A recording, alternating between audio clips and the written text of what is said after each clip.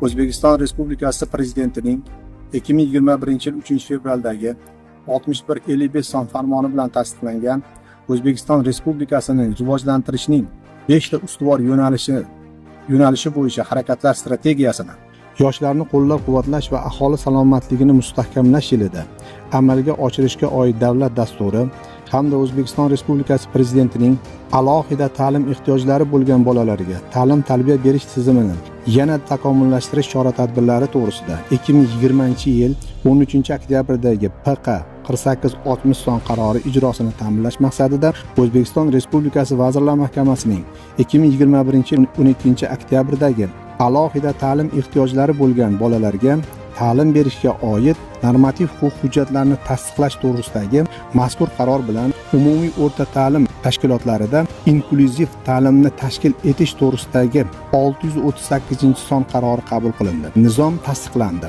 Ushbu nizom bilan umumta'lim maktablarida inklyuziv ta'lim sinflari tashkil etildi. Bundan tashqari, nizomning 4-bandida maktabga qatnab o'qish imkoniyati bo'lmagan o'quvchilarga ta'lim berish ota-onalar o'quv jarayonlari va o'quv dasturlariga muvofiq yoki ularni o'rnini bosuvchi shaxslar bilan kelishilgan tavsiyaga muvofiq zarur bilim, malaka va ko'nikmalarni masofadan turib yoki uyda yakka tartibda ta'lim berish orqali amalga oshirish belgilandi. Shu bilan birga o'quvchilar ta'lim olish bilan bir qatorda turli to'garaklar, seksiyalar, maktabdan tashqari tadbirlarda qatnashish imkoniyatiga ega bo'lishdi.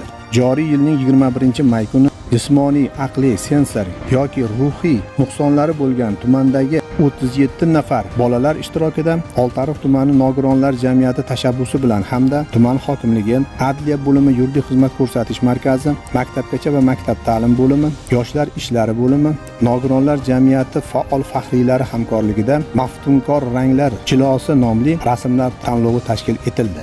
Bugungi o'tkazilgan tadbirda barcha o'quvchilar o'zlarining chizgan rasmlari bilan ishtirok etdilar.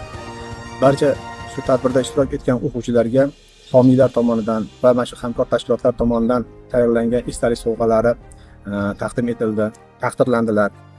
Tadbirdan so'ng esa barcha o'quvchilarga tushlik tashkil etildi.